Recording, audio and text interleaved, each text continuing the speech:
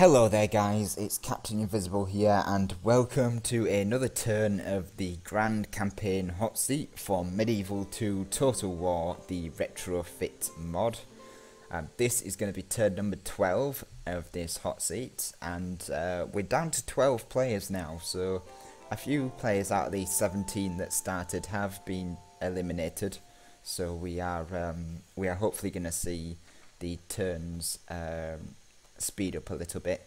I know you guys have been waiting a long time to see the turns and to see some of the action. So again, it's been hard for everyone with regards to waiting for the turns, and you've got to realise people have holidays and schoolwork and things to plan for. So it's real life that generally gets in the way, and it's as hard for us as it is for you guys having to wait for turns. So you've got to realise that a lot of players aren't going to be able to keep to the 48 hour turn order, so just bear with us.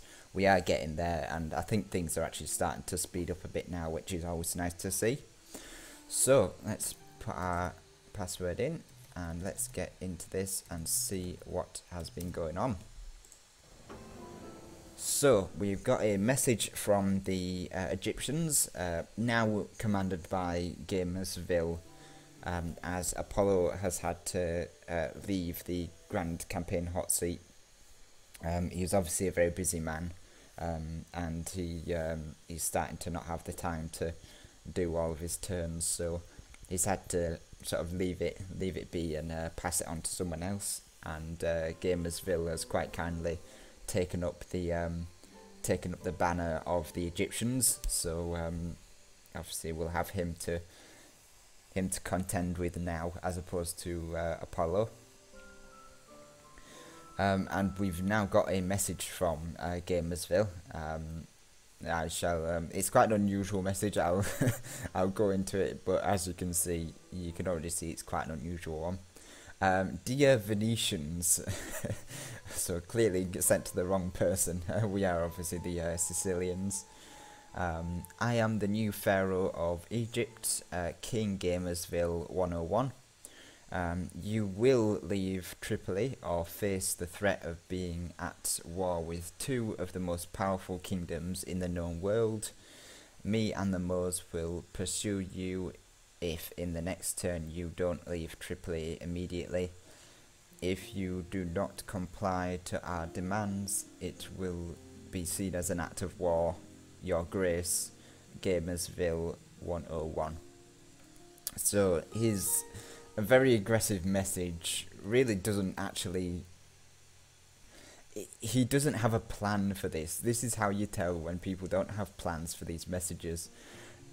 There's no way that I can leave Tripoli open and then have him take it, because he has no military nearby at all. I mean, it's practically open with a unit of peasants with 38 men in. If he wanted to attack it, he could do, and it would make no difference. But I have no diplomats near him to give him the settlement. He has no armies near me to take the settlement. So the fact that he wants me to give up Tripoli immediately is pointless, because I'm basically not defending it with anything anyway. 38 peasants is about as low as I can get without completely emptying it, and by completely emptying it, it will most likely rebel and become rebel anyway. Tripoli itself is not a fantastic settlement. I believe the only reason he's doing it is because he wants the jihad to end successfully. Although I don't know how he plans to end it successfully when he's not going to have the settlement. It's just going to be rebel. So no one's going to take the settlement and end the jihad. It's just not going to happen. So I cannot leave the settlement and have him take it within the next few turns, because he has nothing nearby. So the whole message was fruitless and without any substance whatsoever. Still, it's amusing watching diplomacy at work from these players. A lot of them, as good as they are at Grand Campaign, as good as their grand campaigns, really do not know diplomacy at all. It's always amusing watching players that have all this skill fail at diplomacy time and again. Anyway, back to the campaign itself, with the Sicilians. We've spotted a French army over here, commanded by this guy, M2tw a young general, pretty decent. Won't mind having him myself, but he's commanding a small force and a ship, so he's no doubt going to be sailing somewhere, or at least waiting for reinforcements and then going to sail, maybe towards the Milanese, or down the coast towards the Moors. It'd be very unlikely that he would be coming for me. I mean, he could very much take Cagliari as he is, but there's no point taking Cagliari as much as there's no point taking Tripoli. It's not a good settlement, and if he takes it, that's why I have this army and this ship to be able to attack Cagliari pretty much straight away, and I will be able to take it back. So any forces he puts in there will be defeated very quickly. So him attacking me anywhere is pretty pointless. Again, Tunis, he could sail down to Tunis, but I'm just going to sink his fleet or defeat his army once it takes Tunis. There's no point. This is a buffer zone for me. The only way he's going to really get to me is by going down this way and attacking Naples. And I say he has to get past the Milanese doing that. So, you know, it's going to be more sensible for him to attack the Milanese or the Moors with this army, providing it does build up a bit more force. Currently 4 units is not going to be a threat to the Milanese, not really anyway.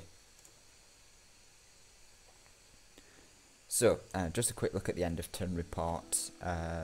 Again, our financials are not doing too well. We're obviously, we've always been in this position where we're not really making that much each turn.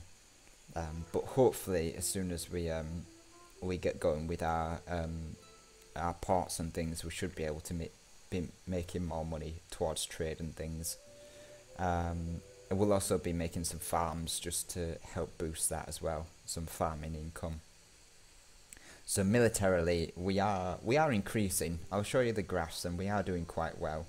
But the top is definitely the Venetians, the Byzantine Empire 2.0. They're obviously doing quite well militarily. Financially, we're not doing too great. Production-wise, again, we're fairly stable. We've always been fairly stable in production, so no change there. Population, we are increasing, but Gamersville, as Egypt, obviously has, you know, the really great settlements over here. You know, the Jerusalem, the Damascus, the you know, Cairo and Alexandria. So he has a lot of population with them. And then France, commanding the overall rankings. France has become quite a superpower, stretching quite far up to the Holy Roman Empire border. Speaking of which, it looks like Milan has taken Bren and might be pushing up towards Staffen, and unless he always had Bren, in which case I'm sure that's Bren anyway. Yeah, I'm sure it's Bren, but he'll be pushing up towards these settlements. I have watched his videos, but obviously I've not heard much from him since, so yeah, we'll be looking out for that. So the main focus of my attention for this campaign is going to be over here with my crusading army, led by Mr. Otto Bono himself. We are actually going to take Otto Bono off the ship, and then we are going to refresh his crusade, because it's been a while since I've done this. So I imagine that he's probably getting a bit tired of not really getting anywhere towards towards, well, it's quite close to Constantinople actually. With its massive rebel force, Jesus. Yeah, that's going to be quite tough for for anyone to take. But we're not going to go for Constantinople. It's going to be a bit pointless at this stage. Instead, we are obviously on our trip towards Egypt. I think Hungary has come. Hungary is the best position to take Constantinople. But what we're going to do is make our way towards Egypt, and we are going to go. Probably going to go here. Yeah, there'll do. We've got some Venetian ships around the place, so we've got some support. The Egyptian fleet is around about here. It's about 7 or 8 ships strong, and then there's some in the port around about here, another 2 ships. So if we can stay out of line of sight, we should be able to swoop down and actually within the next few turns be right on top of Alexandria. I'm sure Alexandria is about here, so we could actually make it towards Alexandria within the next turn and really really cause some havoc. Hopefully the Egyptian ships will just keep marching along this way, thinking that obviously I'm just going to give Tripoli up to them. So that's the plan there. We also have, as I say, some Venetian support with these armies. So we are we're not doing too bad. He can just about land down here as well, but I think he's going for Cyprus. Again, I'm not too sure. We'll have to wait and see. To be honest, I would prefer him to go for Cyprus or maybe down here towards the coast, because I think I can take Cairo and Alexandria, and to be honest I need them to connect my my own centre core with Egypt. Egypt's quite a rich country, so we could do with taking it for ourselves and being very, very greedy. So over here in Tunis, we have this army here. Not too sure what to do with this army. I think, this general at least, what I think I'll do is, I'll leave him for now, because I think there's a lot of building stuff I need to do, but next turn I think I'll need to put a watchtower here just to watch this this section. I might put it on the coast here just to watch the coast. In fact, I could probably do that now.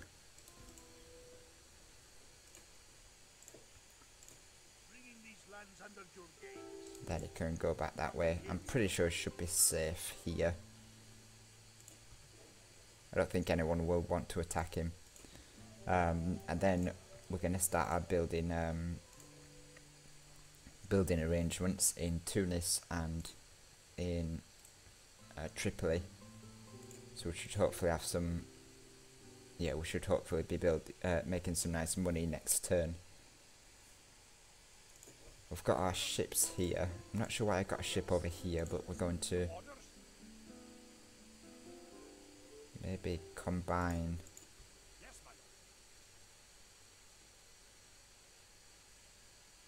I'm going to combine these 2 ships. So we've got 2 ships there. We've got 2 ships there. We could probably combine these 2, and we've got a spare ship over here.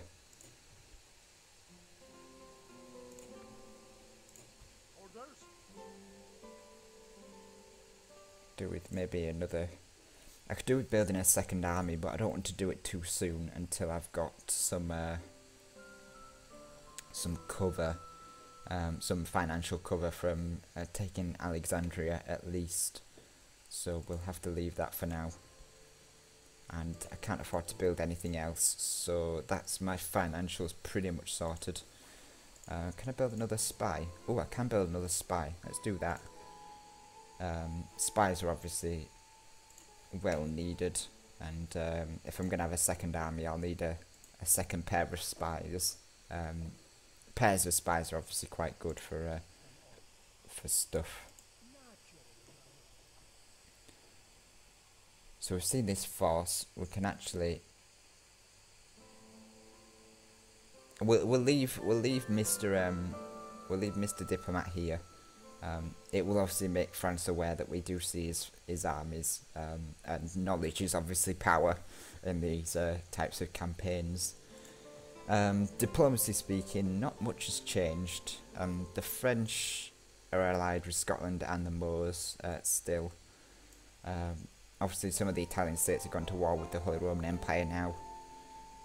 So we've got a war going on there. We're still fairly neutral with them because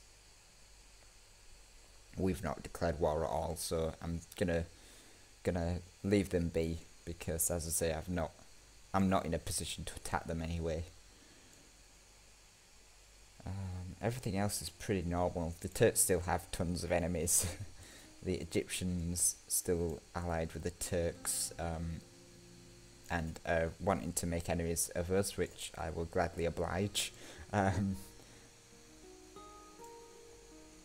The Danish still at war with the Holy Roman Empire. That is a war that's been going on since the beginning.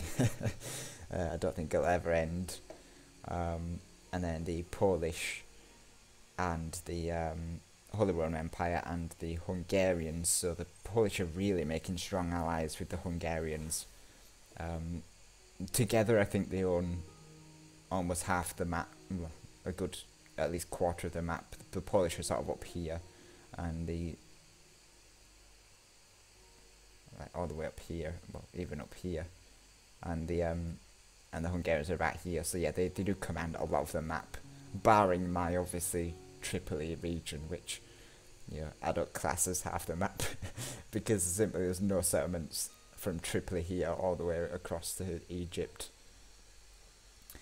And yeah, their alliance. The Venetians obviously allied with Hungary. We're going to have to make something of that actually.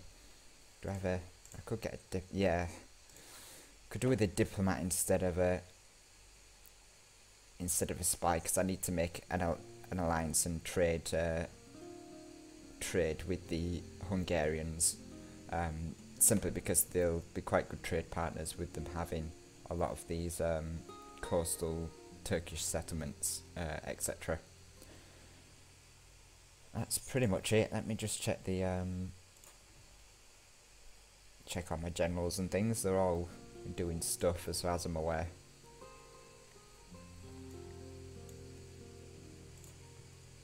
My settlement's doing okay, except for Tripoli. There's not a lot I can do with Tripoli. It'll just have to stick like that, I guess. Diplomacy I've done. The papal favours. Apparently Milan's doing quite well, so is Hungary. We're not doing too bad, and then Poland's doing okay. The Venetians and the Danish are not doing too great, and then these two are just, these three, I think they've been excommunicated. Yeah, Scotland's been excommunicated, and the Holy Roman Empire and France are not doing great. As you can see, no England. England has been defeated, as well as the Spanish. So the English and the Spanish are gone. So we've just got France, the Holy Roman Empire, the Danish, and then the Polish. And Russia has been defeated as well. So as I say, a lot of players now being defeated, just simply not having the steam to carry on against onslaught after onslaught. It is hard when you happen to be up against either a very skilled player or simply in a really tough situation, as England was.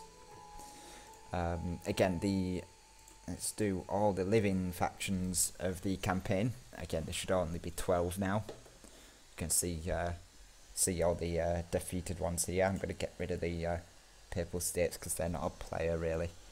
So yeah, France commanding the lead by quite a bit compared to the Turks. Yeah, Turks. Then we've got the Venetians, so the Venetians doing incredibly well for themselves. Egyptians, yep, and the Moors. And Poland.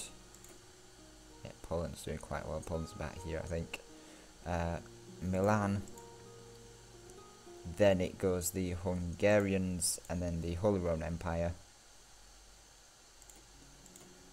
Then myself and the Danish sort of vying for second to last. I think he's just below me, but as I say, we're both sort of.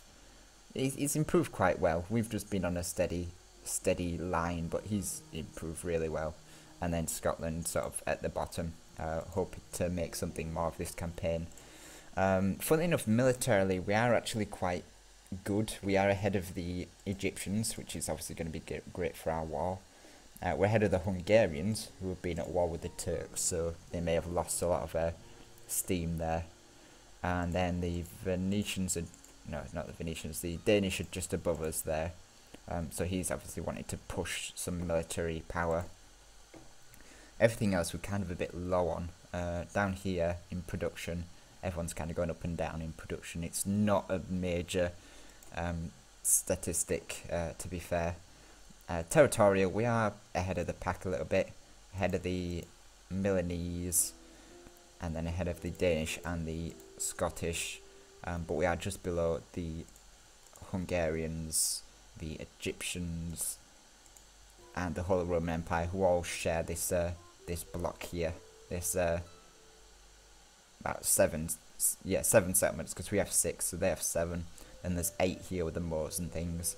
And then the top 2, obviously, still the Turks, who still have a lot of territory to capture. And then the French, who have been on an increase, a nice increase, and they're not looking to slow down. So definitely a superpower there. Financially, we are not last. We are 3rd from the bottom, increasing slightly. Hopefully, as I say, our finances will start to improve now that we've started some economic building. But as I say, I will ruin that by making an army shortly, just to have a second army to strike where's needed. Obviously, the French and the Moors are going to be a problem in on this side of the world.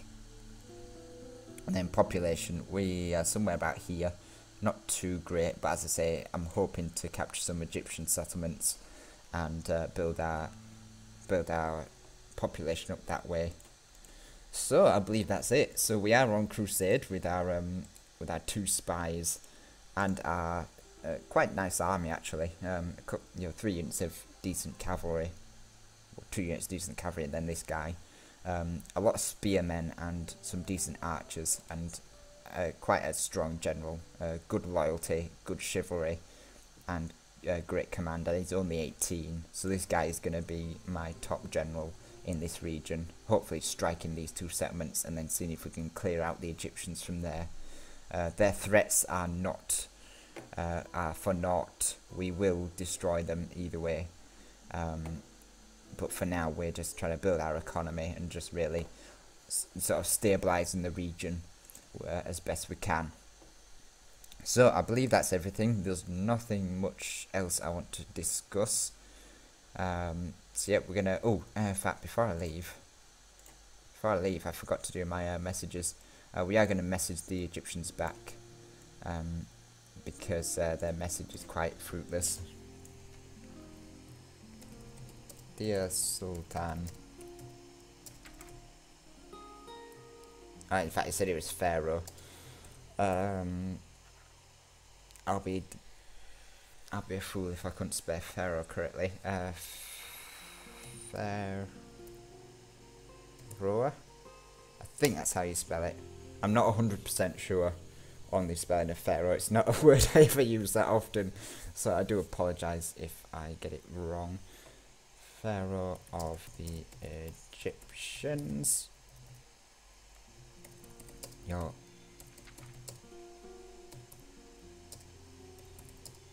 old water.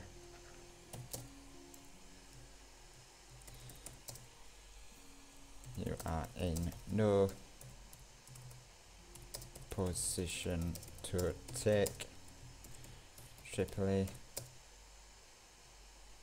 and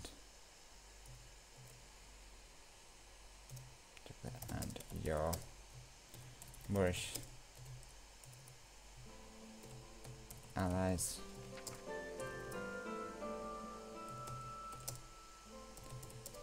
other things to worry about than one tiny settlement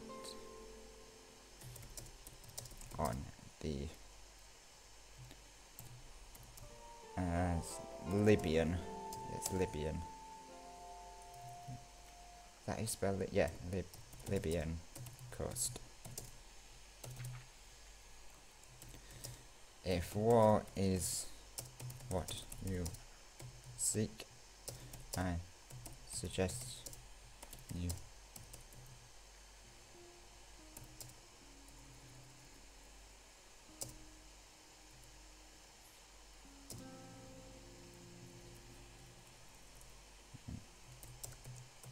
wait your arrival at Tripoli, where we can settle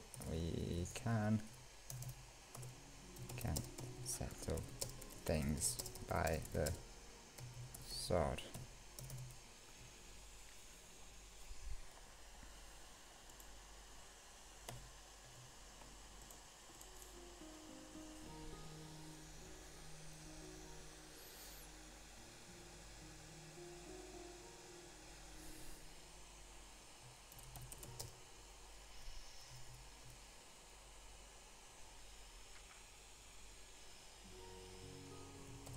Signed.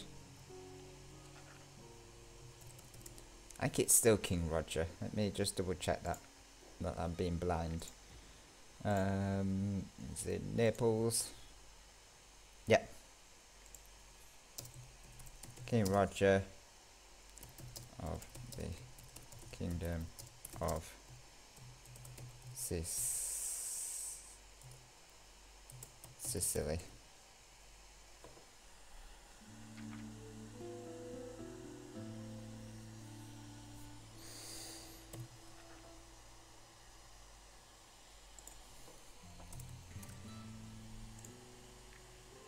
No, it's not a capital in the other place, is it? No, I don't think it is.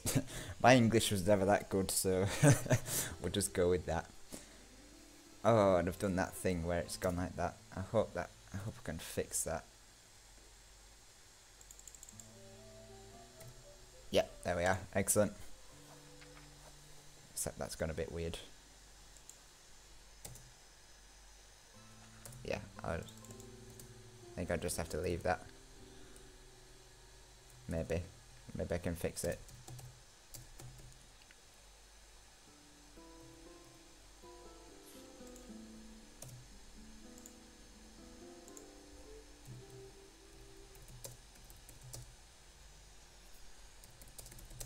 Sword.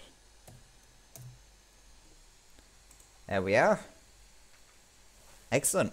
So that would be our message to the Egyptians. Obviously, as you've probably gathered, I'm not even going to give him a chance to get to Tripoli. But you know, if anything gets him to move this way, then more power to him. He's not going to be able to get past Alberto, really. But as I say, if I can get him to move away from his home settlement, then obviously I can get my armies to swoop in and take out his core, and then he'll have to come back, you see. Although, as I say, his navy's here. It doesn't have any armies with it, so I don't know where his army is. It might be in Alexandria, just sat here. But as I say, this campaign favours the attacker, and I think I will have an advantage in that engagement. Anyway, that's enough from me. I will end the turn here, and we will pass it on to the Polish. Just give it a save.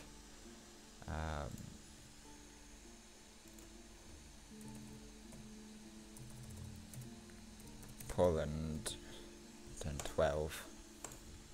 There we are. So that's been my turn number 12. Check out Legend of Total War's turn number 12.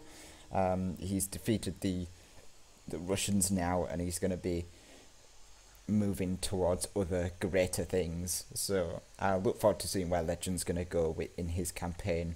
But for now, thank you very much for watching our Sicilian turn, and I look forward to see you in the next episode.